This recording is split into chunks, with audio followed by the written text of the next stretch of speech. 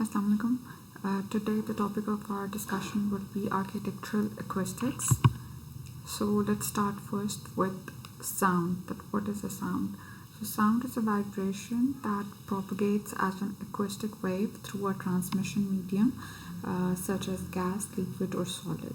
And in human physiology and psychology, sound is actually the reception of such waves and their perception by the brain through ear. For humans, basically the hearing is limited to frequency between 12 hertz and 20,000 hertz, although this is not the definite limit. Let's talk something about the physics of sound. The mechanical vibrations that can be interpreted as sound are able to travel through all forms of matter, gases, liquids, solids and plasma, and the matter which supports the propagation of sound is called medium. Also, sound cannot travel through vacuum at all. Sound waves are characterized by frequency, wavelength. For example, this is the sound wave. So from this center till this center, or this center till this center, is the wavelength. Then we have the period and amplitude, intensity, speed and the direction. Amplitude is this highest point. This is called the amplitude, and this one wavelength completes one cycle. This arrow shows the direction of the wave, and time for one cycle is, you can calculate from any point. So sound characteristics can depend on the type of sound waves, because there are two types of sound waves. One is longitudinal sound wave and the other is transverse sound wave. So we can characterize the sound wave according to the type as well as the physical properties of the transmission medium. The medium, whether it's gas, liquid, solid or plasma, in which the sound waves are traveling. So the speed of sound depends on the medium through which the waves are passing. So it is different from different type of materials. In air, where the temperature is 20 degrees Celsius at the sea level, the speed of sound would be approximately this much, 343 meter per second or 1230 kilometer per hour. For fresh water at the same temperature, the speed of sound will be 1482 meters per second or 5335 kilometers per hour. And in steel, at the same temperature, 20 degrees Celsius, the speed of sound would be this much. So here is a chart stating different speeds of sound for different materials. Now the term that we use for our architectural design is acoustic. So let's study what is an acoustic.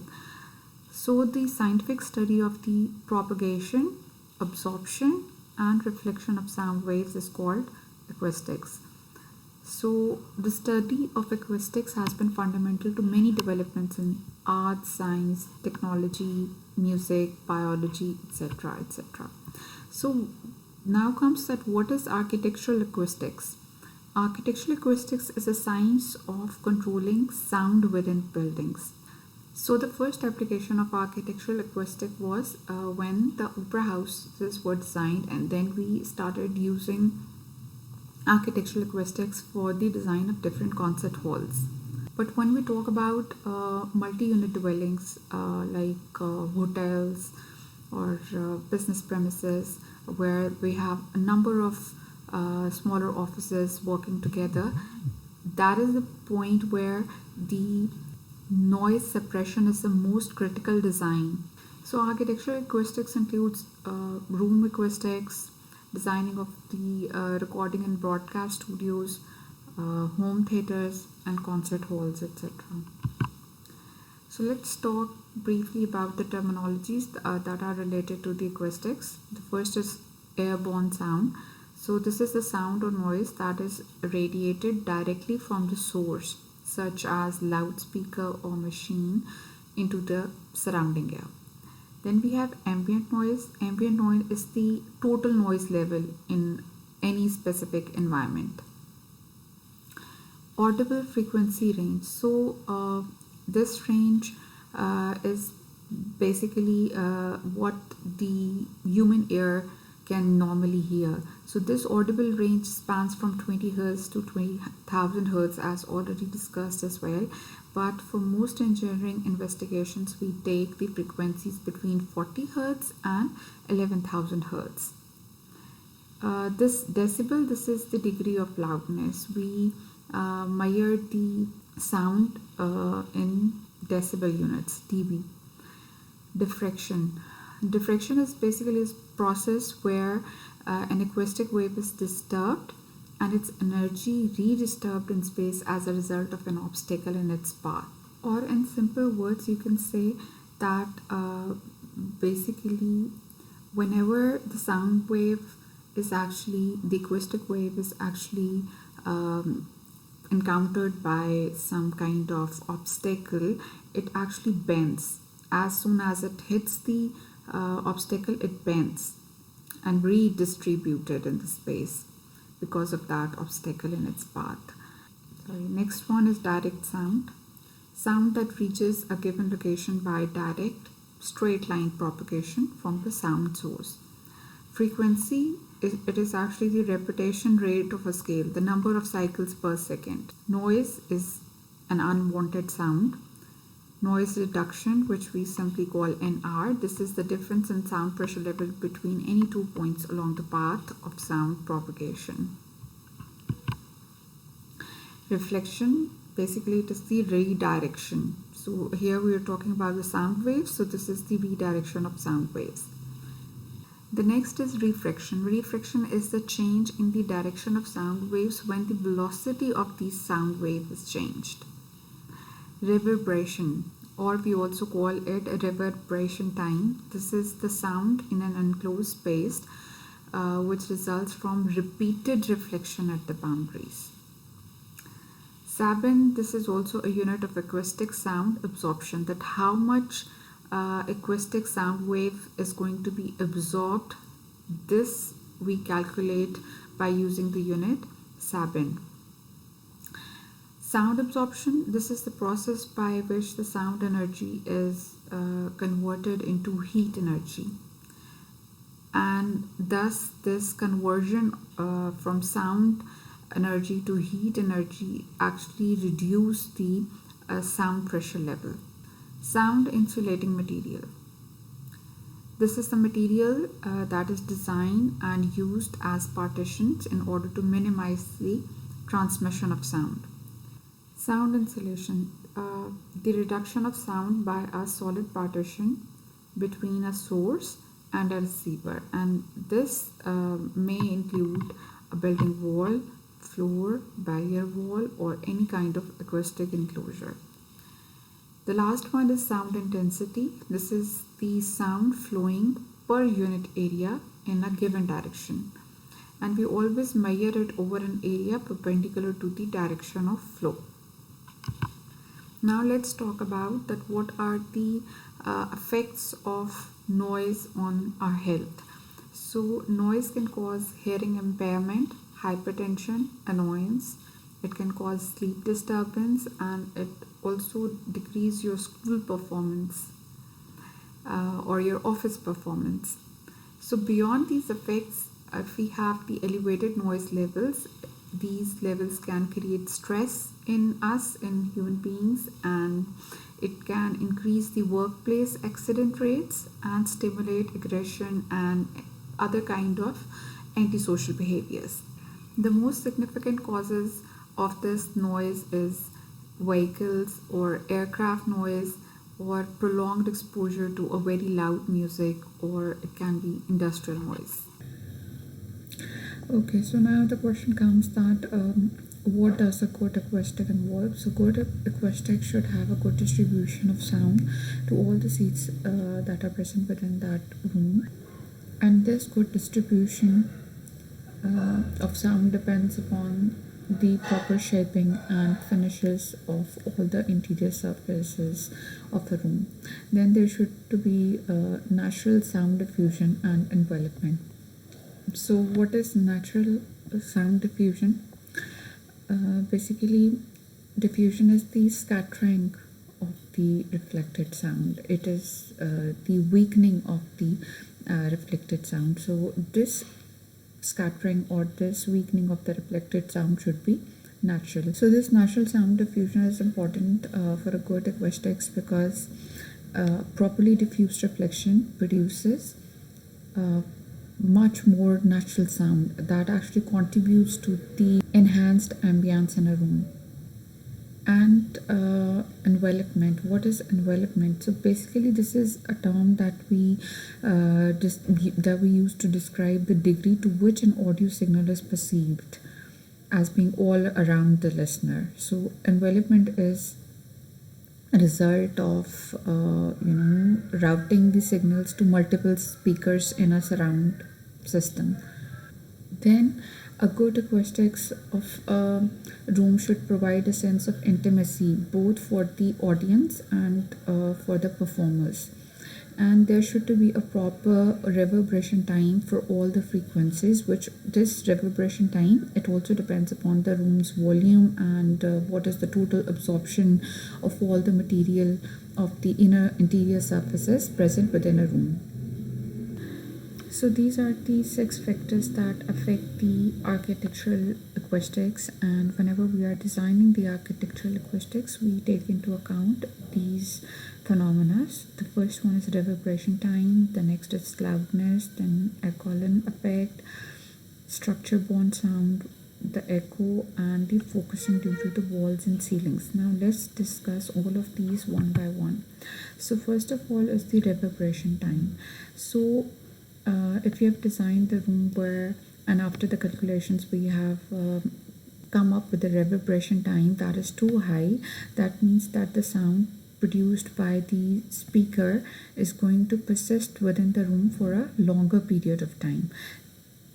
Similarly, if that reverberation time is too low, that means that sound is not going to be in the room for enough time and it is going to quickly die, and like it is audible just for a short amount of time and then it becomes inaudible. For the reverberation time, you can easily take the example of our classrooms in university. You must have experienced it so many times that you are not able to listen to the teacher properly, and it feels like that the sound goes away quickly. That is because the reverberation time is too low and the sound dies quickly. So in order to improve the sound within the room, the reverberation time of the hall should be increased to an optimum value. Then comes loudness. So reverberation time of the hall is directly proportional to the loudness. Obviously, the more the reverberation time, the more will be the loudness, and you would be able to listen the words spoken clearly. So low loudness actually results in existence of a sound for a very short period of time, while high loudness results in the existence of sound for longer period. Therefore, the sound that is produced by the speaker should be within the audible range. Structure borne sound. So sound waves which are generated inside a wall are known as structure borne sounds. So they are produced due to the apparent motion of maybe benches and footsteps, and they are then propagated. They are moved further through the walls and floors. Acoustics effect. So what is an acoustics effect? That there are sometimes unwanted sounds produced when people are walking on staircase or on floors or hard paths, and because of the poor finishing of the floor surfaces or the structural effects, we get to hear these unwanted sounds. So this is called acoustics effect. Next is echo. If the time interval between the direct sound and when the that sound, the same sound is reflected, it is less than 1/15th of a second, then the reflected sound is helpful in increasing loudness. But if that interval is less than that of 1/15th of the second, that means that the sound arises later after it is spoken actually, and then hence it will cause the confusion. So basically echo is defined as a repeating sound which is caused by the sound wave reflection. So the common example of echo would be the sound that is produced by the bottom of a well or a building, or within an enclosed empty room. You actually hear the same voice, the same sound as an echo. Focusing due to walls and ceilings. So sound produced by speaker undergoes multiple reflections as soon as it touches the ceilings or walls. So the reflected sound from ceilings and walls should not be focused on a particular point, rather it should be distributed throughout that room, throughout that hall. So there is a common phenomena that if we have a plain surface, it is going to reflect the sound uniformly. But if we have a curvilinear surface, then it is going to reflect the sound uniformly. So reflection of sound from curved surface produces a harmful effect. Okay, now let's talk about the building skin envelope. So building a skin envelope, it's actually a science that analyzes that what are the sound transmission from the building exterior envelope to interior and vice versa, that the sounds which are coming from outside to inside, and what are the sounds that are going from inside interior of the building to the exterior of the building. So this is the building facade, this is the building skin, and this is the building envelope. This is the building envelope. Basically these dotted lines is this building skin, and this internal square is the building facade actually. So we actually create a building envelope outside the building skin. So the main noise parts are actually the roof, the walls, then we have windows, doors, and any kind of openings or penetrations. So there should be a sufficient control that ensures that the space is properly functional and is often required based on the use. An example would be providing a suitable design for a home which is to be constructed close to a high volume roadway or under the flight path of a major airport or the airport itself. Interspace noise control. How do we control what is basically interspace noise control, and how do we control it?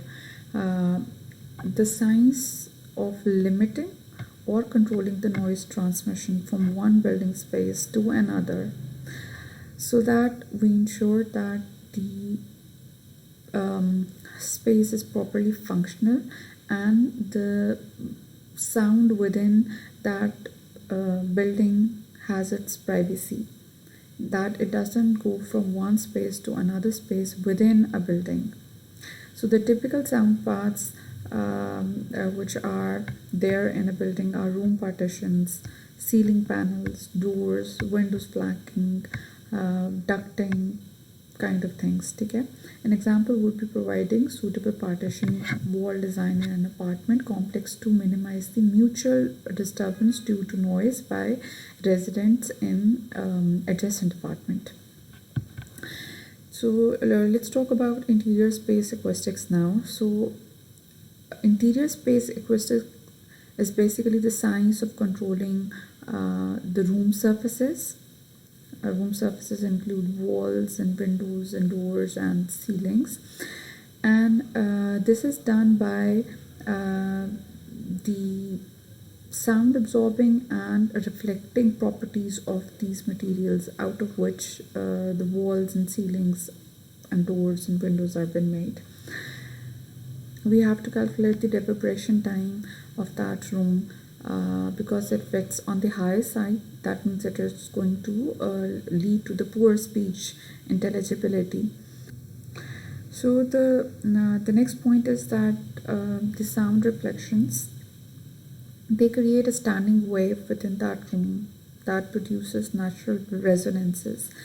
These resonances, we can hear them sometimes as a pleasant sensation and sometimes as a annoying one. So all the surfaces within the room, these are all reflective surfaces, and they should be angled and coordinated in order to provide a good coverage of sound for a listener in a concert hall or a music recital space or a classroom.